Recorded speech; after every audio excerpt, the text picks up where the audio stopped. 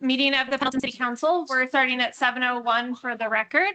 And we have a few items of business on our agenda this evening. I want to give you a heads up. We will likely have a couple slight changes just for the council, just more timeline wise. So it's been asked by staff to move item B, the new business item, before the annual HR report, because we do have our attorney online with us for that matter. So we still will do each of the items just with B in front of A, with the decision on the marijuana moratorium first before the annual HR update.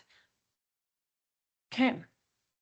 And we do also have an item of business on the agenda that when we get to it, in order to discuss it, the LOC legislative priorities, we will have to take that off the table for discussion. So we will go through the process for that because we have tabled it at our last meeting. Okay, so we're going to go into our community discussion. This is the time designated for any person to ask questions or to make statements before the city council on any matter regarding city business that is not on our agenda this evening. Do we have anyone who would like to make a public comment?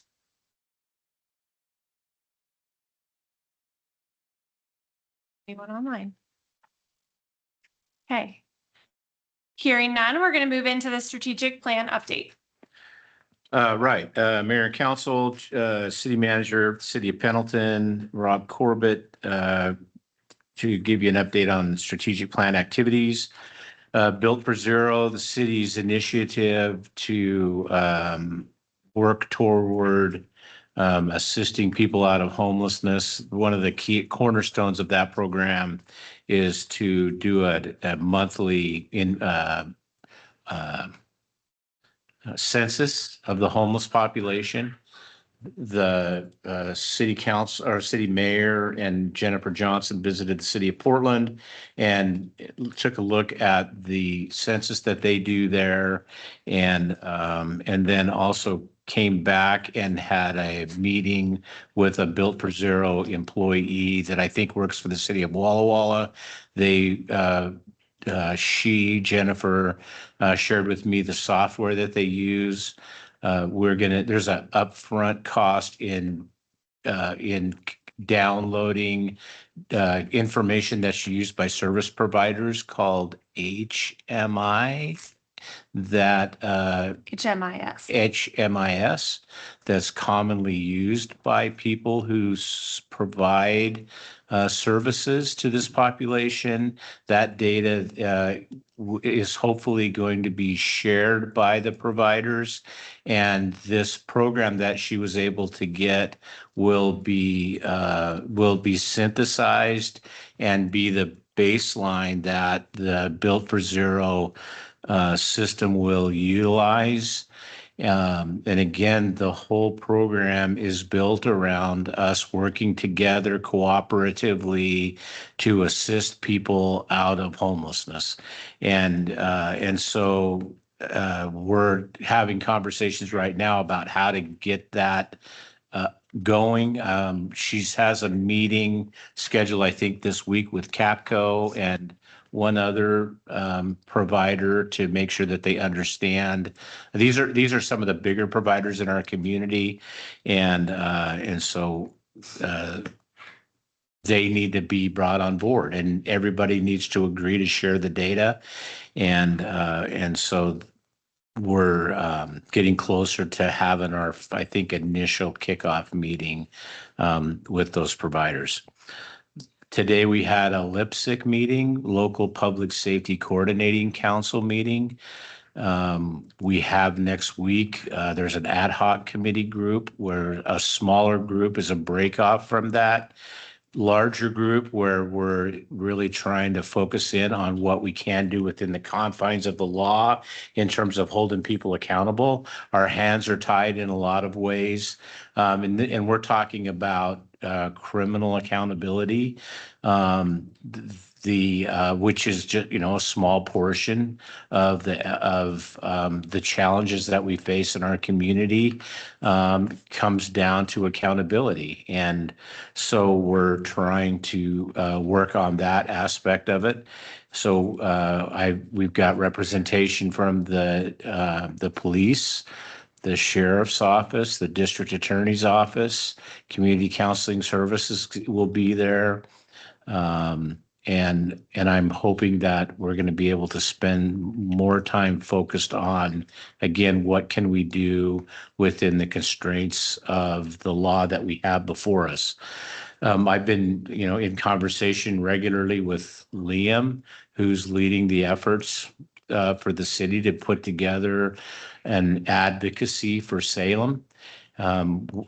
Cindy Timmons at the county commissioner is also working with putting together kind of an Eastern Oregon initiative to make it easier for us to be able to provide, not only provide more services for mental health in our community, but also find ways to make it easier to require people to get the services that they need. And in so many instances, people that need help are choosing not to get it when clearly they need help. And so we're hoping that we can look at some of the laws around that, and also drug addiction, the deflection program. We heard a report where a very small portion of people who get in trouble with the law around drug use aren't using the deflection program that's in place,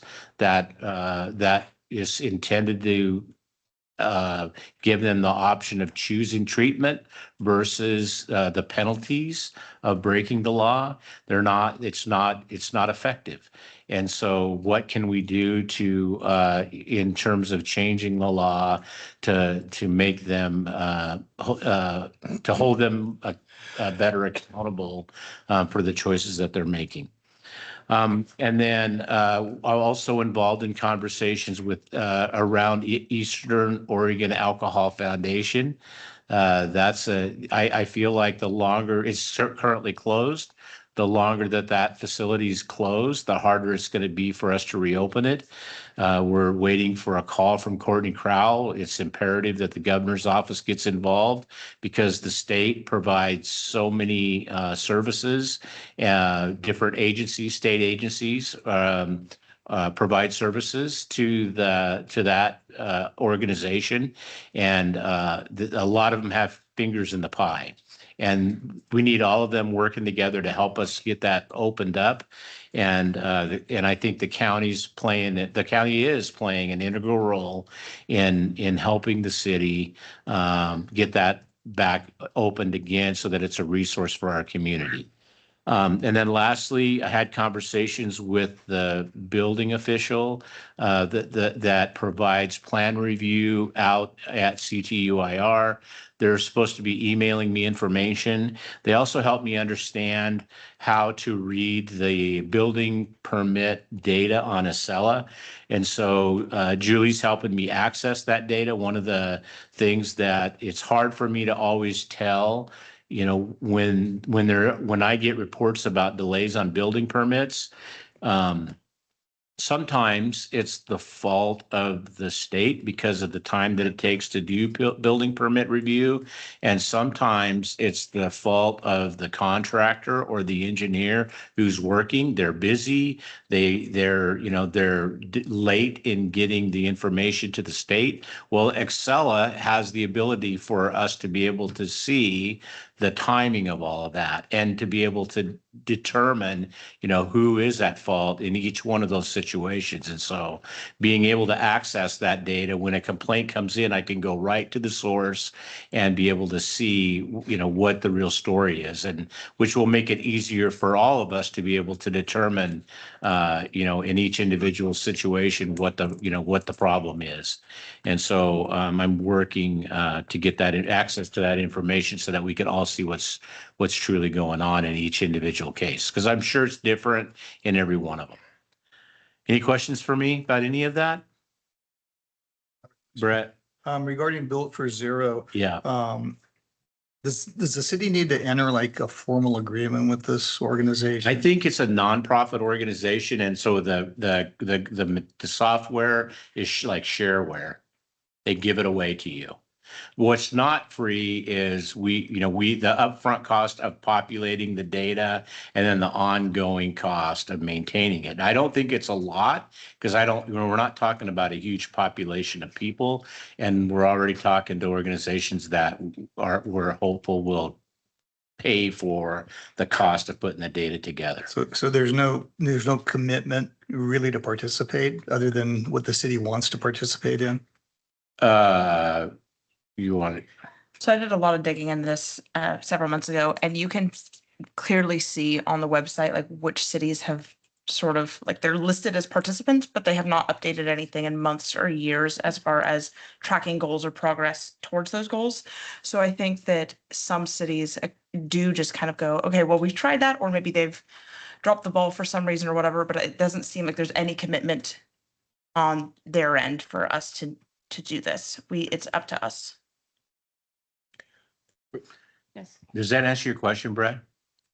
Yeah, I mean, so mainly I'm concerned financially. It's just software costs. Yeah, I mean, there isn't even any Populating this cost to software. The cost is the time that it's going to take for someone to build out the network and put the the biggest cost is the initial upfront cost. We think it's going to cost us, we estimate, right, out of the blue, out of the sky, it'll cost us $20,000. We feel like we can get a grant easily enough to hire somebody to come in and populate that. And then that's the information that will be populated regularly. And that's the information, that's the data that we're going to be able to use to have ongoing conversations with service providers about these individuals and tracking who's coming into the system that's homeless, who's going out, and be able to identify where the constraints are to the entire system so that we can see more success than failure. I could just add to Brett's piece. When Jennifer and I went to Portland, I will share in the newsletter for this month, there is a bigger update of kind of who we saw and what we did there. I did not get into specific details, but I gave an idea of kind of what our day was. And I think in going through that process, there were a few things that were really clear. One, no matter the size of your city, we all have challenges and we all have struggles, especially when you're expecting multiple organizations to work together on a topic, and even multiple organizations within a city or within a county. So the interesting thing there, they are a much bigger community, and I will put that out there. We are not in the same ballpark as them. They had a person that it was their job to coordinate all the people to make sure that the data was populated for them to review. Many of our nonprofits or organizations that are receiving dollars right now are already tracking this information. It's just the ability to share it across organizations with each other. So that's where, as a council, one thing I was going to say to this bigger strategic plan, I do think we're due for a work session just to kind of talk about where we are on things. I will also say, I know we're in a really unique time. It's almost September. Half of our council is turning over, but I do think that it's important for us to continue to have these conversations and to look at where we are headed, because there are some decisions where we need to decide as a group, like, are we going to go all in on Built for Zero? Is there a component of it that we really want to do? And I feel like that's where we all have to be on the same page. And I would welcome participation from the community and those that are going to be counselors to be part of those conversations. Because this moment, my quote that was in the OPB article said that I don't think we're in a position to do nothing. I truly believe we have to do something and we have to move forward in a direction of some sort. And I personally don't want to wait until January when we can make movement going forward, especially if we involve everyone in that process. But things like this, we need to know what we as a city want to do to make sure we get the people around us and our partners to have those conversations. I've also been very blunt with staff, and I will say it here and to everyone else. I want people to partner with us, and I want to be able to work with the organizations that we have, but we need to know if, one, those organizations are truly interested in partnering with us and what their capability of partnering with us is, because we don't want to go in with an unrealistic expectation of what everyone can do. And so I think we're to that point where I've told Rob a few times, I think we need to sit people down and say, are you in or are you out? or what can you do, what can't you do? But I do think some of the direction needs to come from this body and how we move forward. But the data piece was fascinating. And even just looking at the data that they were looking at, one piece that they delved into for a really long time had to do with shelter capacity. And it was interesting to watch how they talked for a very long period of time over a change in fluctuation from week to week data and what could have been the cause of that. And frankly, we can't do that right now. And we can't do that as we're looking at what the needs are, because they were wanting to make moves and decisions with their funding to be responsive to that, or to look at where is there an issue that we need to address, or what could have been the cause of that. And I don't think that we're in a position where we can strategically do that to insert ourselves into conversations. Joe? Yeah, the question I think fits even better now that you just said what you did, McKinnon. Rob, by us taking on this software and asking social service providers to cooperate with us so that we can effectually track data, does the city automatically become the central hub or the gatekeeper of this information? And the reason I ask that is we're having to scramble, and you're thinking it's $20,000 to get the initial data entered. They're being paid to do that. And why wouldn't they cooperate? I want to go into this with our eyes open on what we can expect and who truly owns it. And what does all this data entry get for us, the city? How does that inform us? It can't help but inform us, but I just want to know what the goal is, and if there's dollars being floated to do this data entry, can we get some? I know that's like 5 questions in one, but I'm hoping not to hear that we just automatically become the highest level gatekeeper. I'm hoping that's not the case, but maybe it is. Well, I mean, the reality is that I can think of 2 agencies that would be better gatekeepers than the city, but are we going to sit around and wait for them to step up? Yeah. No, because what we're talking about a relatively small population of people, and I think we all agree that we need to step up and control our own destiny to the extent that we can. Otherwise, we're just going to sit around and be the victim of somebody else's decision that's been imposed upon us, Yeah. which is what's been going on. And what the community has said is they want the city to do something about it. And there's a whole lot of people in this town that are all working to do the same thing. And all we're doing is going to them and saying, we're all pulling in the same direction. They're all saying the same thing. Share this information so that we can all see what we're doing, and by looking at what we're doing, we're going to start seeing trends, and we're going to start talking about obstacles that will allow us to be able to start plucking the low-hanging fruit. We all kind of have this sense about what's going on, but without the data to be able to back it up, then I think it's hard for us to truly do anything about it. And I think having, the meetings where everybody's in the room talking, those meetings have been going on. I've been attending them for years, but all this, they're talking in circles. To have the data and to say 5 more homeless people moved into town, and 3 homeless people, moved out of that population, to be having those kinds of conversations, I think that's what's missing. And specifically, what kinds of what kinds of specific things can we be doing to kind of, to have more greater benefit. Those are the kinds of conversations that are missing. And we, like I said, we've been watching the conversation for a long time. I would argue with, frankly, everybody, because I've been doing it for the last 12 months. We've got to start leading the way in making these conversations and happen. And this data helps us do that. Okay. Because right now we're just kind of we don't know really what we're talking about. We're just talking in generalities. To also add, there are some counties within our state that have like departments that this is their dedicated job is to address, homelessness within the county. We do not have that in Umatilla County. So right now it's each community kind of on their own. The west end of Umatilla County has gone together to work towards this issue. So I do think that there are different models of how people are doing it there. And Okay. but I think this is why having a workshop and like having a bigger conversation of kind of what direction we want to direct staff to clearly move in will help like move that dial.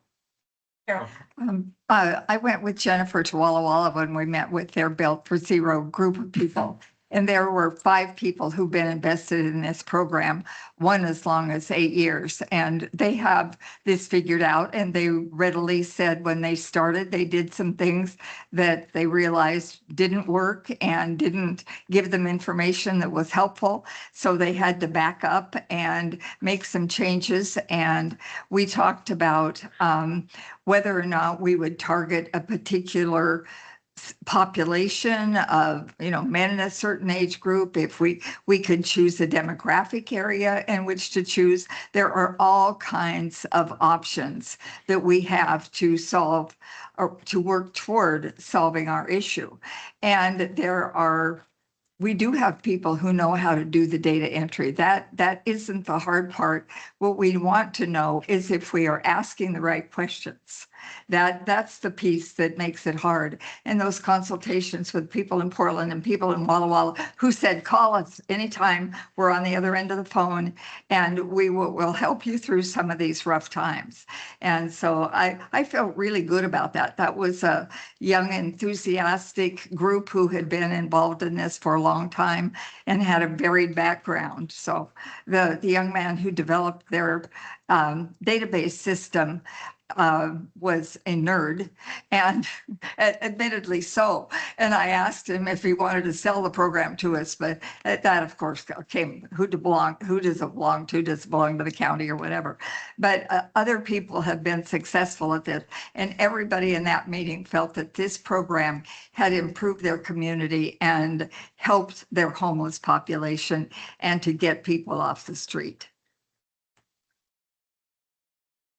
And I know we're working on a memorandum of understanding so that we're all operating from the same place. So we all understand what we're doing. One of the things, final thing I'll add that we saw this in Portland as well is a key tenet of that is like a good neighbor policy. So how can those who choose to engage with us, how can they demonstrate their willingness to be a good neighbor if they provide a service or have a shelter or something in that area? And then also, what can we as a city commit to doing? Or a lot of it we're probably already doing. But in Portland, I know they had an increased enforcement within 1,000 feet of any service that they had. And that was their commitment to the neighborhood for that space. And so I think for us, a lot of it overlaps. A lot of it is located kind of close together, which we've talked about for quite a long time. So that's, maybe not as big of a stretch for us than it could be. But then also working with Liam to develop a legislative ask, because some of the things frankly aren't going to get fixed with a Built for Zero decision, and they're a bigger state law issue. Okay, now that you guys have all had that debate with us here, do we have any other additional questions for City Manager Corbett? Okay.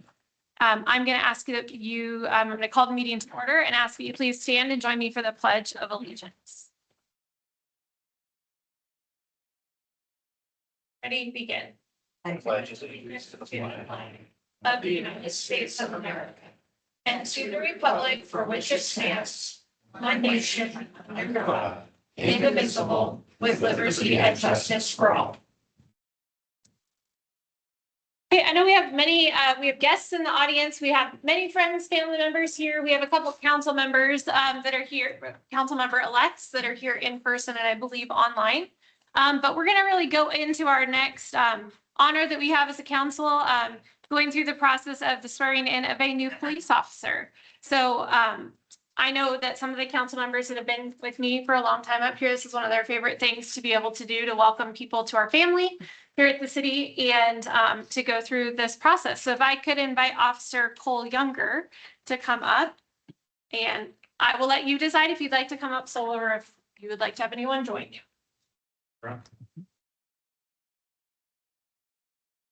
And Chief Nelson, I don't know, I kind of went out of order here. If you or Mr. Reddington have anything to say. No, that's okay. Right. His wife for you will be. Okay. Sometimes we put them on the spot. We haven't talked about you.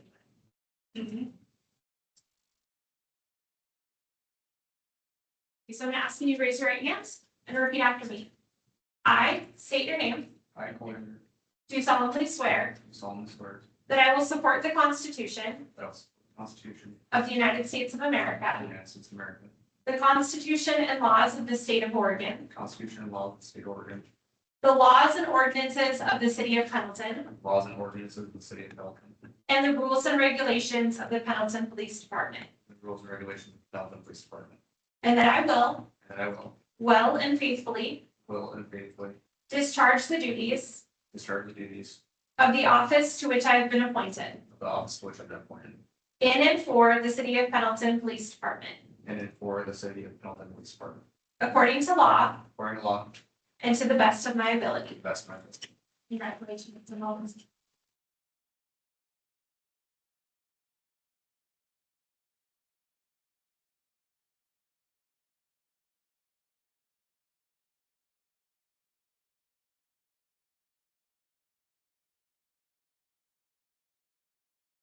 And then we're gonna have a sizing over there. Can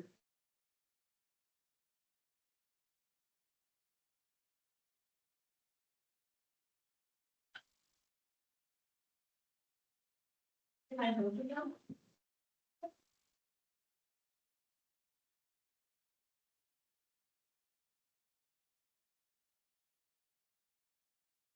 You get to take my nice ones. Thank you and welcome. Thank you. Yeah. You want to be a little.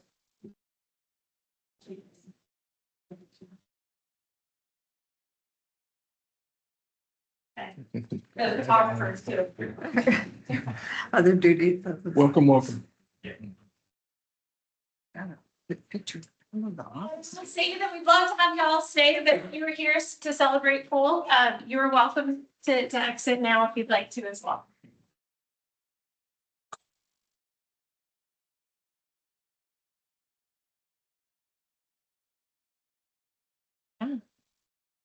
They're all in the hallway. They didn't come in. Okay, so our next item of business is the consent agenda. At this time, we really only have the minutes of the August 4th meeting. There will not be an executive session this evening. Do you have any items that we'd like to pull for discussion? Okay, hearing none, do we have a motion? I'll move to accept the consent agenda as Second. presented. Okay. It's been moved and seconded. All those in favor? Aye. All those opposed? Okay, it's unanimously approved. We're going to move on to our next item of business, which, as I mentioned at the start of the meeting, is actually item B, decision on the marijuana moratorium. Then we will do our annual HR update. So if we could have a staff report, please. Yeah, Mayor and Council, and I will also point out that the city attorney, Jeremy Green, is online. The staff report is in your packet. And then as a late addition, I added a memo on August the 17th. City attorney sent me an email after looking at ORS 475C 950. It's his determination that if because of the prior determination or because of the past vote by the citizens of Pendleton that we legalize marijuana, based on that, it would require that in order for you to put in a permanent moratorium, it's his opinion based on that ORS that you would have to put that before a vote of the people in order to implement a permanent moratorium. So if you have any questions, he's online to be able to answer those. I have a question. Okay, Brett? So in light of that, are we able to impose another short-term moratorium? You- Extend the moratorium until a vote occurs? Until a vote occurs. Until a vote of the public? Yeah. So, Jeremy, are you online? I am. Good evening, everybody. Did you hear that question? I did, and it is our opinion that a continuation of the moratorium arguably operates as a prohibition. And there is not a statutory basis, in our opinion, to have a moratorium in place pending the results of any type of voter decision.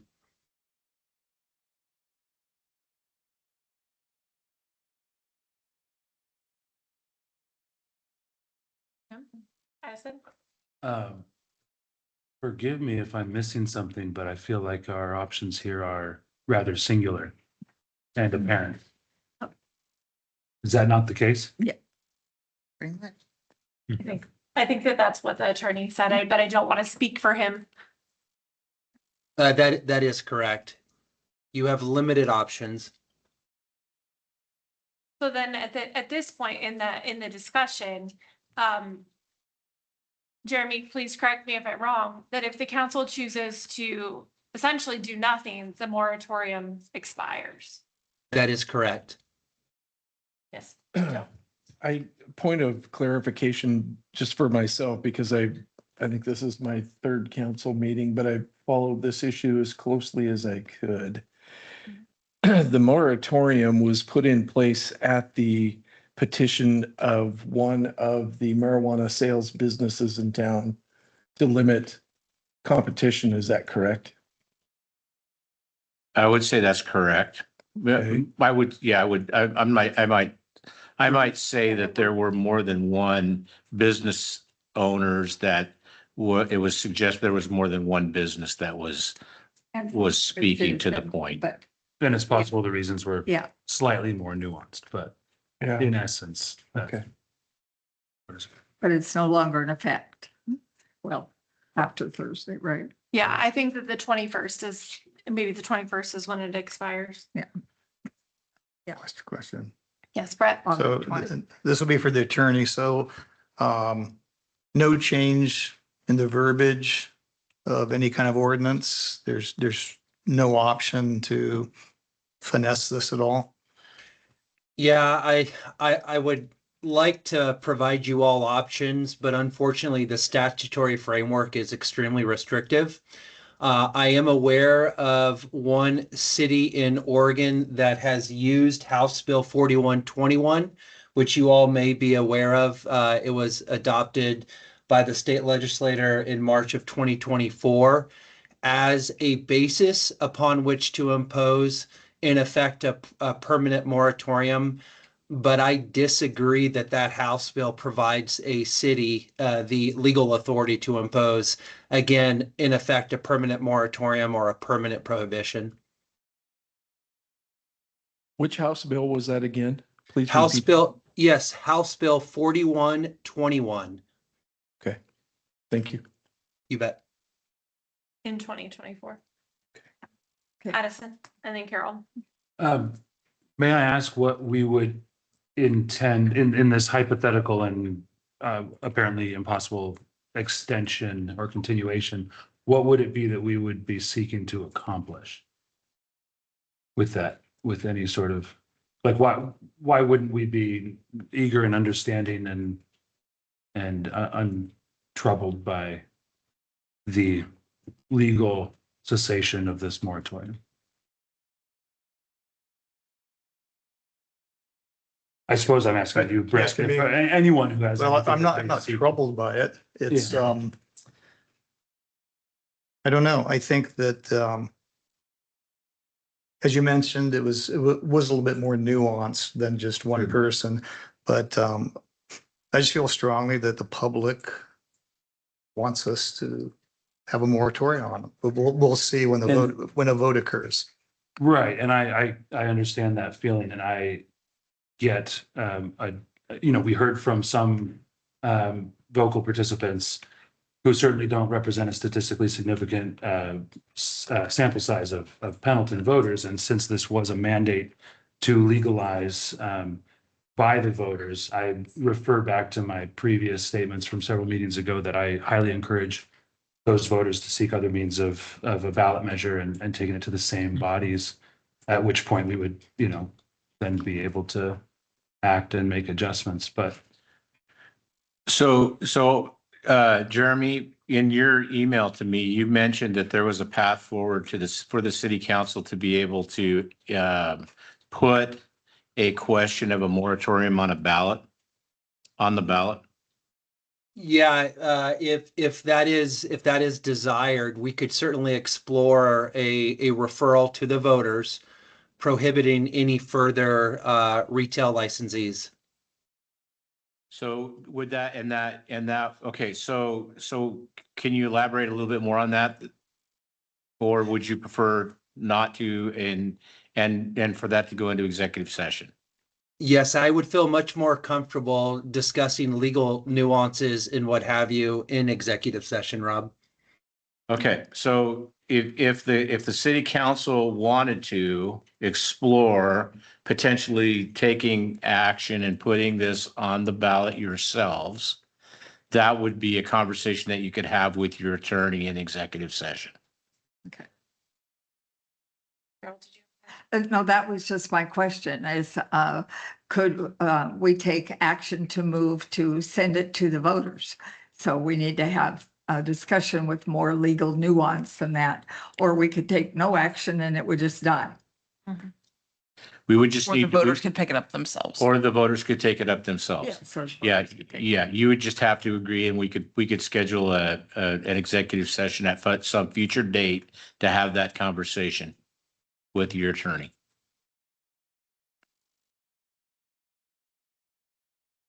Yes. Yeah, well, I'm gonna just restate for the record, a statement that I made at a work session a few weeks ago.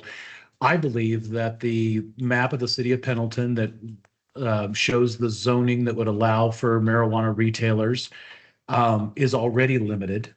And therefore, I do not see a reason for a moratorium, and I would not support extending this, or I would support allowing this one just to expire and we move on. Addison? I too find myself rather hesitant to impart any controls on this particular industry.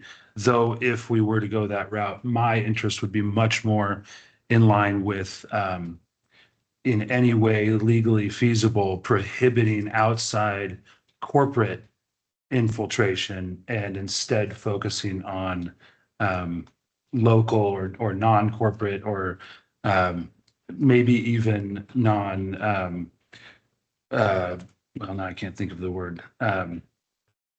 Suppose it doesn't matter. Entities coming in as marijuana retailers, as we see the one headline concern for me in all of this, which is marketing towards minors. We see that very much as a staple behavior of a lot of the top corporate contenders in this market.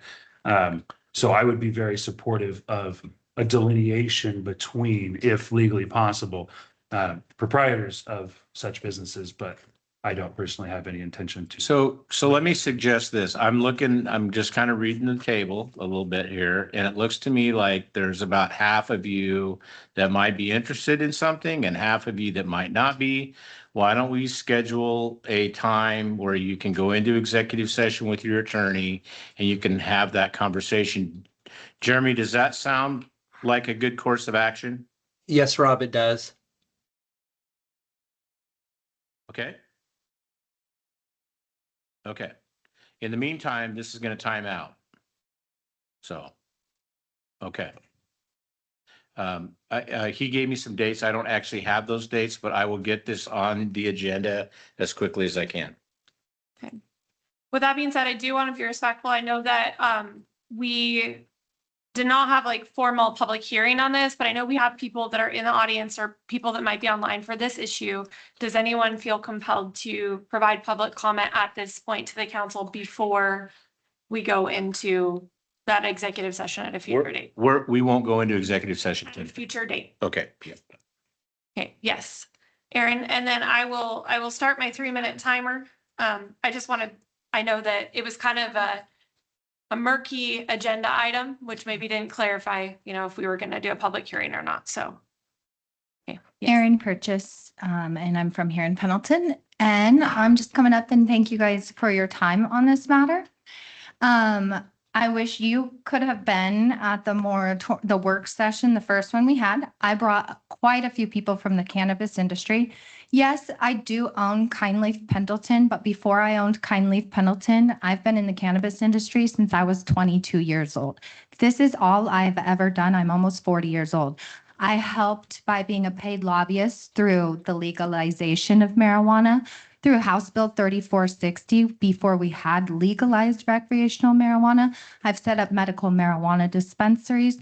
I've set up recreational dispensaries. I sat on an Oregon Health Authority Rules Advisory Committee meeting today because I have a huge interest in consumer public health and safety. And that is why I came to the table. And yes, I own a business. I have also been in the cannabis industry as a patient since my whole life because it's all that I can do. I'm a member of this community. I love this community. There has been some issues with the oversaturation in general in Oregon that has affected everybody, including the very first issue we talked about tonight, which is public funding for drug abuse, like rehabilitation and mental health funding. And the more saturated this market becomes, the less tax money not only our local area, but our entire state of Oregon brings in. And Oregon has a problem. And that is why House Bill 4121 passed Oregon legislation. People like me who are devoted to the cannabis industry brought that forward to the state and lobbied and got it passed. Now, there's not a lot of people like that in Pendleton. I'm one of the very few. I'm the only one with the courage to come up and stand in front of all of you and ask you to pass it. There was a lot of people who thanked me. There's a lot of people out there that have the same issues that I have. I want my child to go to a high school with bathroom doors on it. And I registered her just last week, and there's no bathroom doors. This is irritating to me as a member of our community. So above and beyond me owning a dispensary and bringing this forward, I brought it forward from the bottom of my heart, from being a member of this community, from wanting to stay here, wanting to continue to raise my children here. I want to grow old here. And I want problems like we first talked about to be resolved. I want there to be funding. And this is my industry. This is my profession. This is what I am versed on. And I didn't come forward for this matter, I did not come forward with any competition. Although, let me say, competition is normal in any business. However, this matter got brought forward from the bottom of my heart. And thank you for hearing it. And I hope it goes to the voter. Thank you. Okay, Cody, if you'd like to come up, please just state your first and last name for the record, and I will start the timer when you're done. My name is Cody Jones. I just, can this be back in, can I ask questions during my time and get an answer? You could direct them to me, and if it's something I can't answer, we could have Rob Okay, so or RJ. based on, is my time started? Mhm. Okay, so based on legal counsel, there's no way we can put a moratorium in now. That's what I'm understanding. Why? Is it, so other cities do not allow dispensaries at all? So it's an all or nothing scenario? Is that what we're saying? My understanding, and Jeremy can correct me if I'm wrong, but because the voters of the city of Pendleton voted to allow the legalization of the sale of it, the city put in a temporary 120-day moratorium to be able to discuss this, but we could not extend it or make it permanent without going back to the voters, because the voters did decide on this issue that they wanted. When they decided it was an all or nothing scenario, they were like, just go nuts. Have The time that 50. at the time it was voted, there was not a max capacity. There was a map. Okay, It so could be. why is there only one liquor store here? That's regulated by the OLCC, and so it's regulated differently. There's rules So for there's marijuana. nothing the city can do to regulate a similar industry like marijuana? We can regulate time, place, and manner, which we've done through the land use laws, Oregon land use laws. Those are the rules that are handed to us. But Okay. there are some cities, though, Cody, that they did not have the sale of it before they made their rules. Our city made the rules before other communities came in and limited them. So say Redmond, and again, Jeremy, please correct me if I'm wrong. Redmond, I understand, went through this process after the decision was made, so they were able to put, a cap. I don't follow. Aren't we doing that right now? Isn't the decision been made? So now we should be able to make a decision to limit to what extent this is allowed to happen. I don't buy any of the health benefit jargon with any of this industry.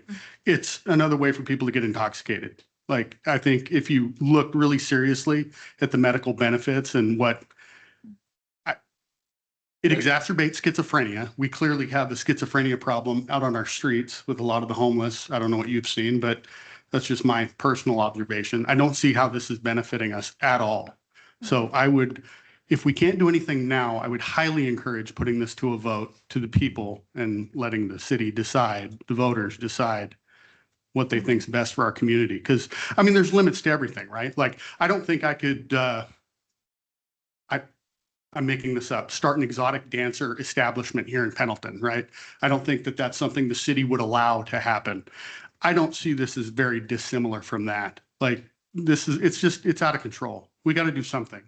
Okay, six in a town of 15,000. Thank you. Thank you. Do we have anyone online? Okay. So we will take the public comment under advisement for the council to be able to go through this process. I will just add, I don't add commentary a lot, but this issue and our issue around time, place, and manner, we were one of the first cities in the state to address those issues with our ordinances. And many cities have come along afterwards once the rules have been better clarified to be able to have those parameters in place. And so that's what we're dealing with both of these issues is that, we came out first as one of the first communities to try and address it. And with that, sometimes you have to make adjustments as you're going. But when we put this out to the voters, it was an all or nothing. There was recreational or medicinal. There was the discussion, I believe at the time there were 3 items on the ballot. So just for communication on that issue. So we will, it sounds like, be discussing it with our attorney going forward, but hearing no formal action by the council, the moratorium will sunset. And the council will discuss it at a work session or a council meeting. There'll be an executive session with the attorney. Okay. Our next item of business is the annual HR report or update. So Sherry, if you could please give the staff report. Thank you for coming. Mayor, Council, Sherry Allen, Human Resources Director. Just to kind of give you a brief overview of what I do. I manage recruiting, hiring, onboarding, and retention of staff. I maintain compliance with state and federal labor laws. I administer employee benefits and workplace policies. I engage annually in contract negotiations with 4 different unions. I support departments with training, personnel management, and organizational development, and I investigate into policy and personnel issues. Some of the ongoing issues that we have fewer qualified applicants for open, highly technical positions that we have. I know some of this might sound familiar from the last time, who want to seek employment in rural areas. And so we have increased competition from private and neighboring public sector employers as well. So the impact on the city for that is that there's occasional reduced applicant pools. We have delayed which have delayed the hiring process, leads to longer vacancies, and then we have increased workload on our existing staff. Some challenges that we are facing in HR, there's recent legal changes. There's the new hiring disclosure where we're required to provide detailed compensation information upon hire and an annual review of that information every year. We have updates to hiring practices, reviewing the applications to ensure we are not asking for information that could lead towards discrimination. We have the paid leave and sick leave law updates that have come out, which expands the allowable use for paid leave, paid sick leave, including blood donations this time. That was the most recent one. There's expanded unemployment benefits that are available during certain strikes and lockouts during union negotiations. So this allows employees to collect unemployment while they're on strike or during a lockout for those strike-abled unions. And then we have consideration when bargaining with those striking unions, with strike-abled unions, we need to still be responsible to pay the unemployment. So it's going to be a part of our negotiations when we negotiate with those strike-able unions, that we have to consider we're still going to have to pay unemployment. Okay.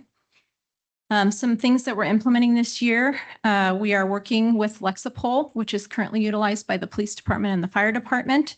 Lexipol is a policy software.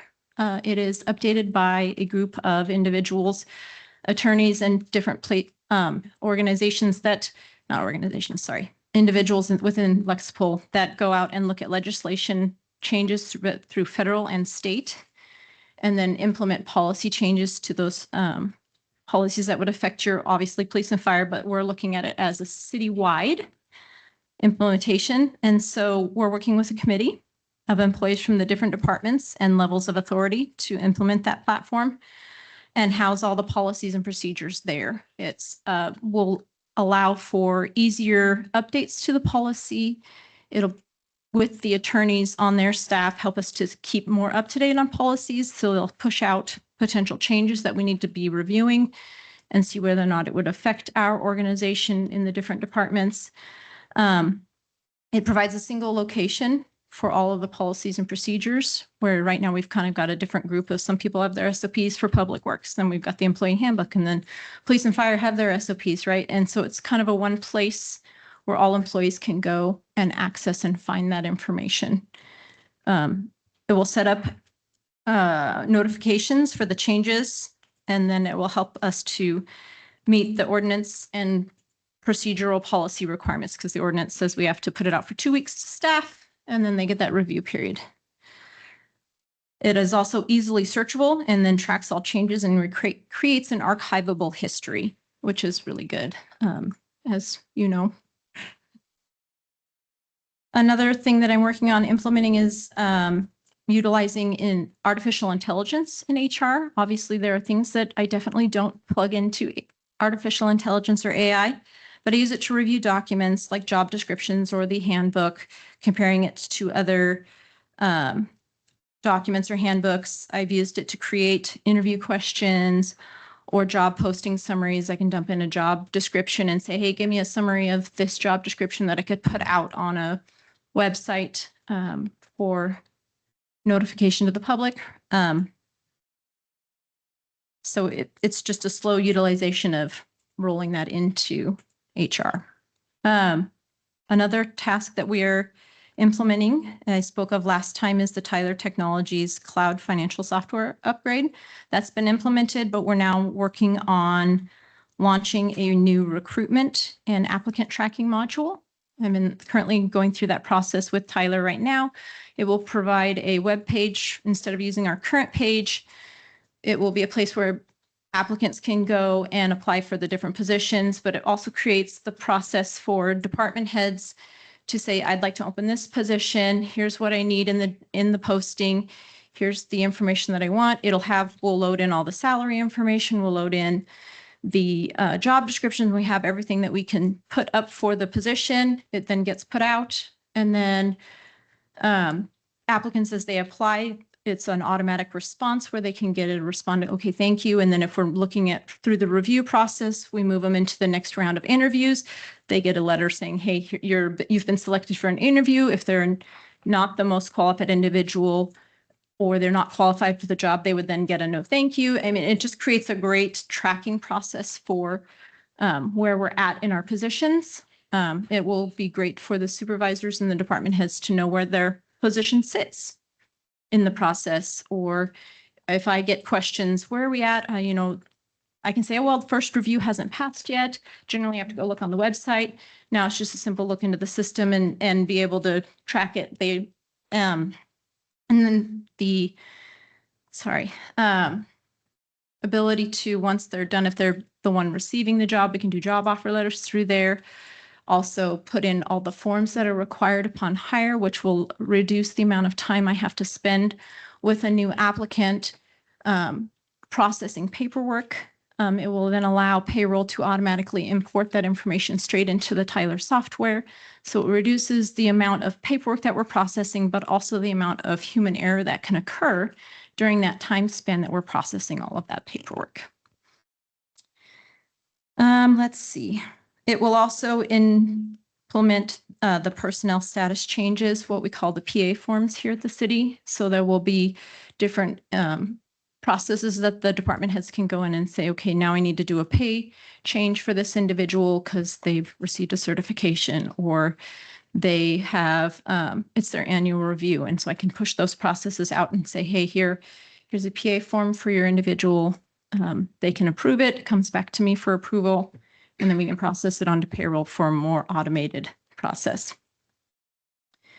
And then looking forward, some of the goals that I have is to fully finish digitizing that recruitment and onboarding, develop some more internal training opportunities for staff development, explore options for employee recognition and engagement to improve retention. I want employees to feel seen. That's something that I feel is very important in a large organization as we are for our area. We're significantly larger than some of the small communities, right? But not the largest, but it's important for employees to feel seen. And then work with leadership to establish more cross-training policies and temporary staffing solutions to cover extended leaves.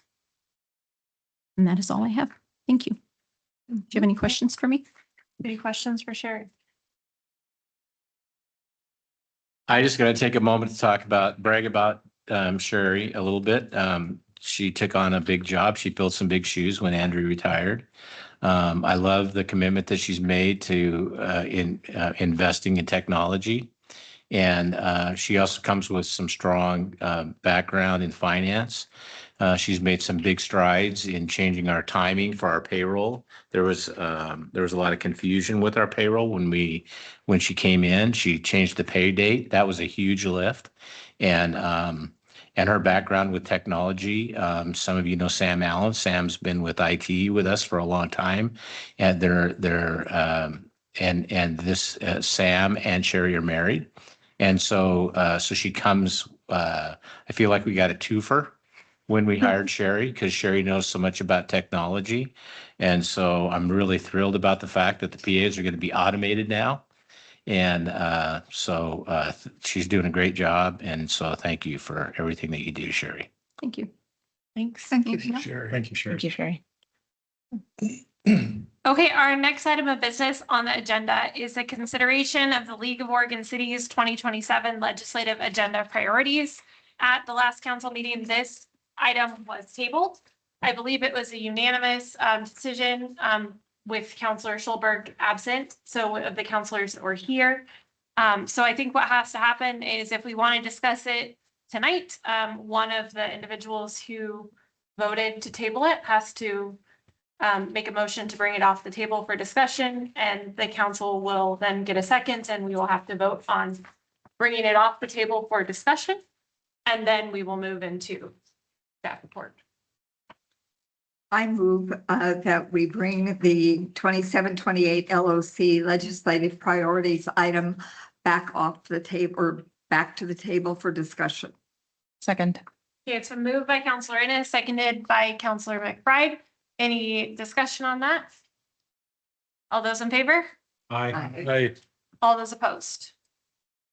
Okay, it's unanimous, and we can open up the discussion of this agenda item, and there is a staff report attached. Right. And you have any questions? I do. I see where you, Rob, and you, McKinnon, were on an email with Patty Mulvihill there at LOC. And you asked some questions very much like we had asked them as a group.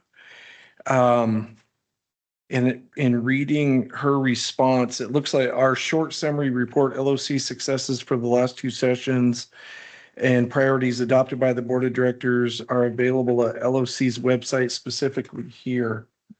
And that's not part of the report, correct? Yeah. So no, in that email, if you have it electronically, it's hyperlinked.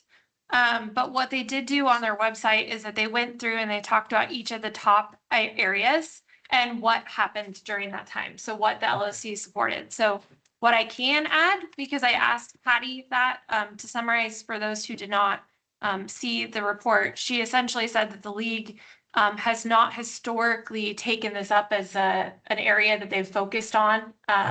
And that they've supported the efforts of the counties, the Association of Oregon Counties, because this is where it's traditionally lived, mental health in that realm. But I will say that on that hyperlink, it did talk about behavioral health enhancements and support that the league supported efforts in the 25 session to support behavioral health services and the workforce engaged in conversations related to, at the time, House Bill 2005 that modified civil commitment requirements. And during the session, the league worked to protect investments in Oregon's behavioral health system made in the previous session during the current budget environment, with a lot of cuts discussed. So that was one area that they did kind of delve in. Another had to do with shelter funding and homeless response. House Bill 3644 created a statewide shelter program, and it include baseline operations and operational support for existing state-funded shelter beds. And in addition, they continued to kind of support the work of funding those. And it says that it included $204 million for the statewide shelter program for its first biennium, with $104 million for the following biennium through 2030. So I think it was really just supporting like the sustaining of those. Yeah. But that really doesn't go beyond some of the big municipalities that already had shelters in place that got funded originally. Okay. And then it did say at the end that they didn't advance the time, place, and manner clarification. Okay. Yeah, and it didn't clarify who got the money or anything like that, so. Well, one of the other questions that we as a group had asked is the cost of being a member of LOC. And I heard a lot of frustration about our voice being heard. And so I know one thing I was interested in, and I think several others of you, is how much are we paying to have our voice frustratingly not heard? So 15,000. yeah, I have to apologize. I don't have the exact number off my head, but I think our annual find it real dues. quick. Oh, you have it? Yeah, so 15 something. Josh Ernst, our finance director, Rob asked him pretty much immediately after that meeting. Oh. And I apologize that if we didn't have it in there. The membership fees for the upcoming year have already been paid by the city, and it's $15,819.14. And it says historically, this has been increased 3% each year. And as a reminder, obviously their lobbying is a big part of what they do, but that is not by any means all they do for us. They do quite a lot of, so we get a lot of education from them. We get a lot of updates on what is happening at a legislative level. And I'm sure there's a lot more that I've attended several workshops. Like there's so much they do for us in so many different, I know we discussed potentially having them come to some of our tougher meetings because they offer services like that. So they are a very big resource. They offer, I know we've templates for various ordinances and things like that. So we do use them and that membership beyond just feeling like we are sometimes on the eastern side of the state and a small fish in a bigger pond and not always heard, which is frustrating. But that is not the only piece of the puzzle. I would echo that. They also support the Oregon City County Managers Association, of which I am a member. And that's a very valuable service organization. Not that it couldn't exist without the league, but it's an affiliated membership that it's very valuable. Brett? Is this just general feedback? Yeah, I think that ultimately we have to decide if we're going to forward on our list of priorities to them and what they're going to be with that. I think that that's really what we're being asked to do. Yeah, the point of this, even making it to the agenda a meeting ago, was for us to fill out our ballot, correct? Yeah. Right. Okay. Yeah. Brett, did you have a question beyond that? No, just as. No. comment. So we So have, I think at the last meeting, the suggestion was we fill it out, say mental health and addiction 5 times and, do a write-in, other. So I think it's deciding if we want to do that or if we want Rob to actually have some from their list.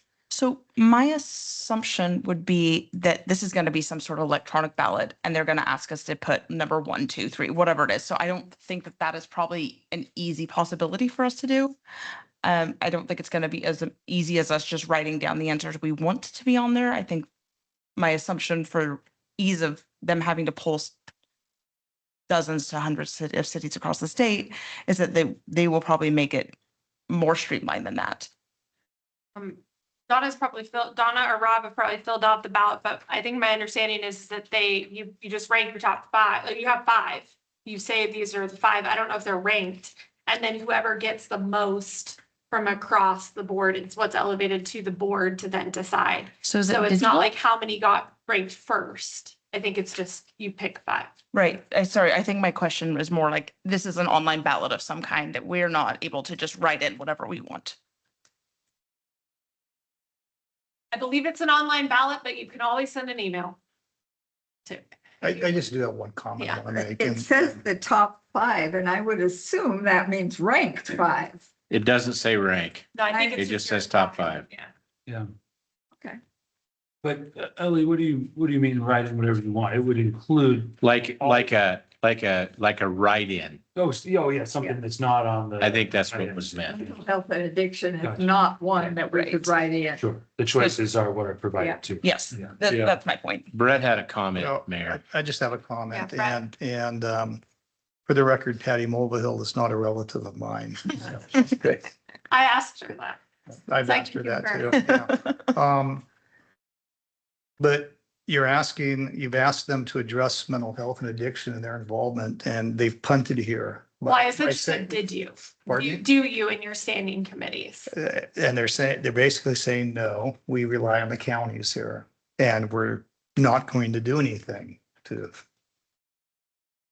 pursue this. That's what Somebody- I heard as well when I read it.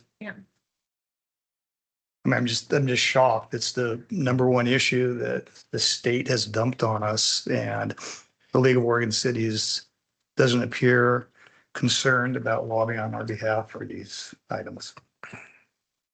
Just a comment.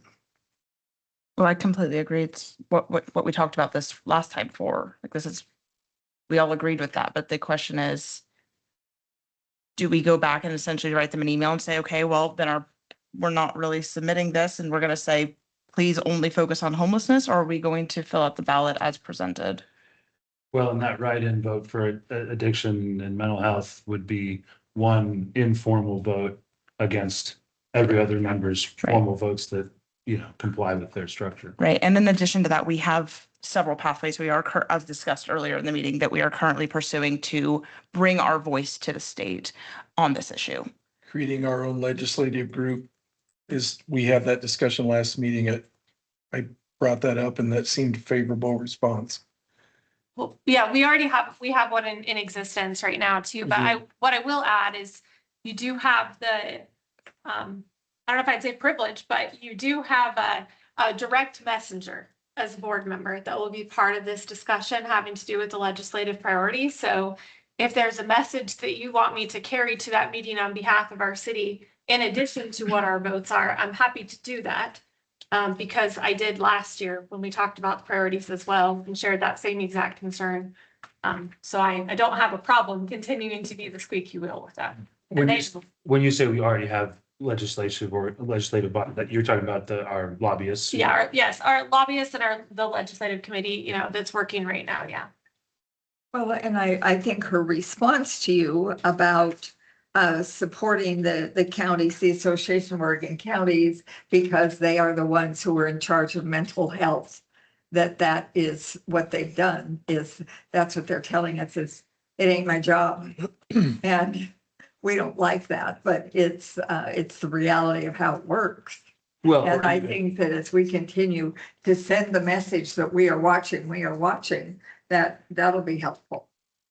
We are taking it as, it ain't my job, but it is kind of just, these are the simple facts. That's at this correct. time. Yeah, yeah. So that doesn't mean it's unchangeable This is whose job it really is. so far. So At I this think we're, point. like, I'm hearing from the group that one, you would like me to continue to share that concern with them whenever I can Yeah. at any of our board meetings, so I'm happy to do that. Okay, yeah. I guess to move us forward in our discussion tonight, does the group want to move forward with suggested areas of focus for them, or do we want to direct staff to not complete the survey? I think that's really where we're at. I don't see any benefit in not completing the survey. Yeah, agreed. I don't either. Why would you not? Abstaining seems foolish. Don't you want to know what we all thought or not? I think, okay, so can we decide that we're gonna talk about now, you're okay with me communicating our concern, our frustration? And then we also will talk about what are some of the top priorities we think they should focus in on. Yes. Okay. So Carol, do you want to start us out? My number one was Housing, Land Use and Community Development Committee. Rob, can you keep track of these? Yep. Because one thing we've done in past too is when counselors have mentioned it, we've just seen how many of you mentioned them Okay. and which like kind of what became our top five. Okay. Cam, I'm listening. My number two was the Transportation Committee. Hold on. Were you gonna pick a Wait. specific strategy Yeah. under Oh, the Housing under Land Use Committee? Well, We have to pick that. Okay.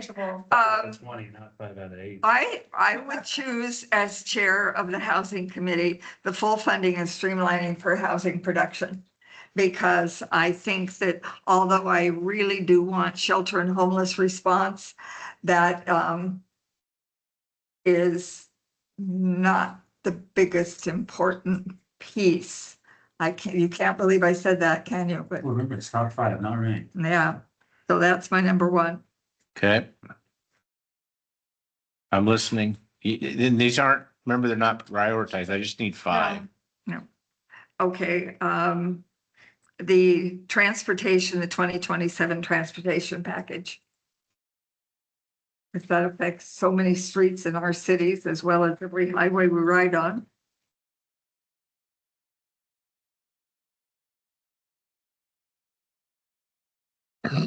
Gotcha. 3 was infrastructure funding for water and wastewater.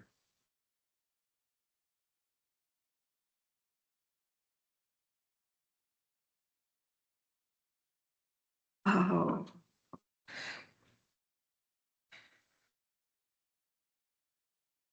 Four was alcohol revenue modernization. Because I want to know more about that and figure that out. Okay. 5 was support expedited local renewable energy generation. Gotcha. Okay, so Carol's given her 5. Do we have Yeah. somebody else that has their priorities that they want to list out? Addison? I too have the full funding and streamlining for housing production. I also have funding and coordination for shelter and homeless response. And the 2027 transportation package. And community energy resilience and disaster planning. Okay, hold on. Yeah, sorry.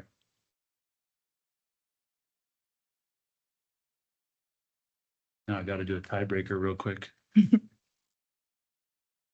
Okay. And water and wastewater infrastructure funding. Okay. Gotcha. Okay, John, do you have yours? Let's go Yes. down the line. All right, my number one is funding and coordination for shelter and homeless response. Number 2 is public meeting clarity. Number 3 is infrastructure and water and wastewater. Number 4 is alcohol revenue modernization.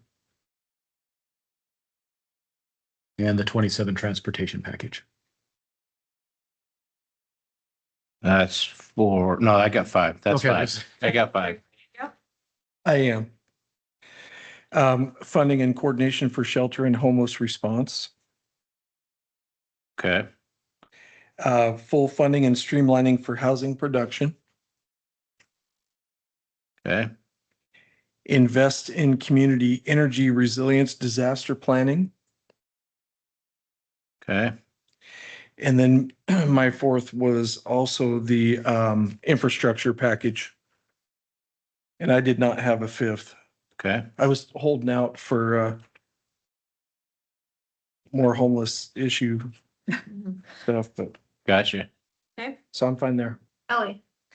Okay, this is obviously tough. There's a lot of them, but I've done my best to align very closely with our strategic plan. So all three of the housing ones, so funding for shelter and homelessness, funding for streamlining housing production, and land use availability and land use streamlining. And the other two are under the economic development kind of category, and aligned with priority 2 and 3, which is emergency communication system resources and strengthening our economic and workforce development. So there was 2 strategies under economic development. Under the, kind of finance, taxation, economic development. So emergency communication systems resources and strengthening economic and workforce development. As we discussed earlier, we Gotcha. struggle to hire out here. Gotcha. Okay, Brett. Okay, number 1, mental health and addiction. Closest you'll get is shelter. Begrudgingly, housing, funding and coordination for shelter and homeless response. 2, invest in community energy resilience and disaster planning. 3, water and wastewater infrastructure funding. 4, broadband, maintain local control of the safe, modern right-of-way. 5, for finance, taxation, strengthening economic and workforce development. 6, transportation, the 27 package. And 7, General Government Administrative Procedures Act reform. Oh, you get a 6 and a 7? What was the last one? Administrative Procedures Act reform. We'll see if it skews us at all. I know we had somebody that had 4, we had somebody that had 7. Well, I guess I could have had more. We'll see if we're close. Okay, Steve. I've got the 3 housing priorities. Okay, hold on. Shelters, Housing production, shelter and land use. land use. Land availability. Gotcha. That's it. You got 3. Okay, Okay, Linda. Linda. So hard to narrow it down. Well, my number 1 is land availability and land use streamlining. Okay. Number 2 is resource programs for energy efficiency planning and project development. Number 3, a 2027 transportation package. 4, strengthening economic and workforce development. And 5, invest in community energy resilience and disaster planning.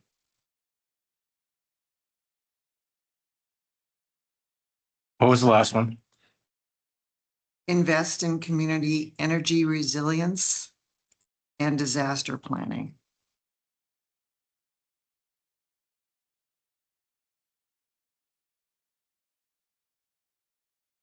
Gotcha. And I don't usually do this, but I'll put mine in for the conversation. So funding and coordination for shelter and homeless response. Funding and streamlining for housing production.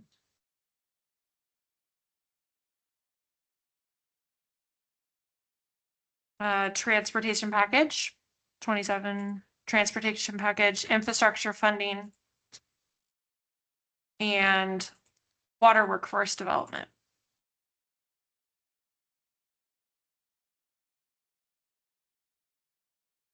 Okay. So do any come to the top there? We'll let you tabulate. Some of these just, if you don't know from reading through, some of them are repeats from prior that continued to be in there. one I thought was really interesting, just to fill a minute of time here. Kind of random, during COVID, a lot of schools partnered with cities to put up signs for graduates, especially in really small towns. But a lot of the small towns have state highways that run through them, and they were in the ODOT right of way. So I think there's a discussion here on city-supported street sign traditions and different things of like communities that use that infrastructure to kind of build a culture. And that was one I hadn't really thought of, but I know my community did that. Don't want to step on any toes, and I don't know, but we do have 3 people who will be sitting on this council shortly, online and in person. I don't know if they have any feedback for us to take into consideration. I'm open if anybody has any. I don't want to put you on the spot. I haven't seen these. Okay, so number 1 was homeless response. Number 2 was a 3-way tie between infrastructure for water and wastewater, transportation, infrastructure, and housing production. And tied for, that was 1, 2, 3, 4. So we got a tie for number 5 Okay. between energy resilience and disaster and workforce development. And how did that align with what you chose? I didn't choose. Oh, you didn't? Okay, No, I was with John, Sioux State. okay. Okay, so what are your 2? So the 2 that they're going through, the 2 that the council has to think about. Workforce development and energy resilience and disaster. Workforce development. That was my vote. We do. We just heard Sherry tell us that she can't get qualified applicants. Yeah, it's And something, everybody else we talk to tells us the same thing all the time. sorry, And you issue should with take our a vote. building department. So, okay, so we have workforce development and, say it again, just for the. Energy resilience and disaster. Okay, Disaster plan. and disaster planning. So, of the, And you're gonna vote too. Because you sent yes, yours in. yep. So of the group here, economic development and workforce, if that's your top priority. Please raise your hand. Of those 2. Of those 2. Just Okay, those 2. that's got it. That's Oh. it. Oh, wait, So- I misunderstood the directions. So that's a joint Your one. vote didn't count. Economic development and workforce development is one, Okay. and then energy resiliency is the other. Okay, so now, That's the 5. okay, so can you read them off? So it's gonna be, well, I'll give it to you. I'll give it to you. Can you read it for just a second? Yeah, Because I'd okay. like to have a motion. Okay, homeless response, infrastructure, water and wastewater, transportation 2027, housing production, and workforce development. Okay, so do we have a motion from the council? I'd make a motion to send the ballot results to LOC as presented. Second. Okay, it's been moved by Counselor Schulberg, seconded by Counselor Hull. Any discussion? All those in favor? Aye. All those opposed? Okay, that's unanimously approved. Please complete the survey in your email. And I let's believe- add repeal the cat tax. I don't think that's on the list, right? No, it's not. Okay, okay, so our next item of business is the city manager's report. Any information you have to share with us, Rob? Other than I will be traveling Thursday and Friday. I'll let you guys know who's in charge while I'm gone. And my understanding is, so we enter into kind of an odd month. So next Tuesday, I do not believe we have a work session scheduled, which is the 25th. Correct. So we do not have anything. The 1st of September is a You Tuesday. have a workshop on the last Tuesday of the month. September 29th. No. You have a joint session with the Housing committee. with the planning Oh, that commission, one. the end of August, to go over the. The end of August. Oh, you're right. It's the last. I don't have My that. apologies. That's, yeah. Last 29th Tuesday of September, is a work session with it's a joint meeting with the planning commission. And that's the 29th. Yes. Okay. So my understanding with this group, and we might need to clarify this, is the next official meeting of the city council will be the 1st of September. That'll be our next meeting. There may be something that comes out about a meeting with our attorney that would be executive session, but if Correct. we can align it with that meeting, we will Correct. try and do so. Then we get into a time when our next scheduled meeting, which would be the 3rd Tuesday, is actually the week of Roundup. And historically, when we've had it fall on Roundup week, we have scheduled a different meeting week.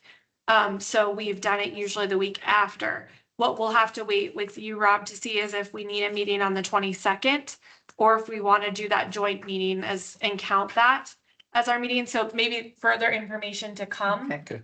but likely, we'll meet on the 1st, and then we won't meet again until after Roundup unless. Except in the something- parades. Yes, unless something pressing comes up. Hear about the parades so that all the counselors are made aware. Yeah. Councilor Hall isn't in the loop. Yes, Counselor Hull, you have the opportunity to participate in the parades with the city council members. Okay.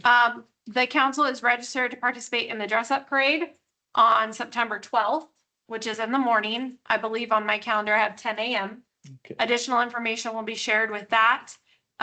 For that parade, we traditionally have utilized a city vehicle to be able to do that parade. And then the council is also registered to participate in the September 18th Westward Ho Parade. Okay. In my calendar, I have 8 a.m. because that's when you probably have to be there. Right. But the parade doesn't start until a little bit later, since the town is locked down a little bit more heavily with that. I will say that they have a wagon that's been assigned to the group.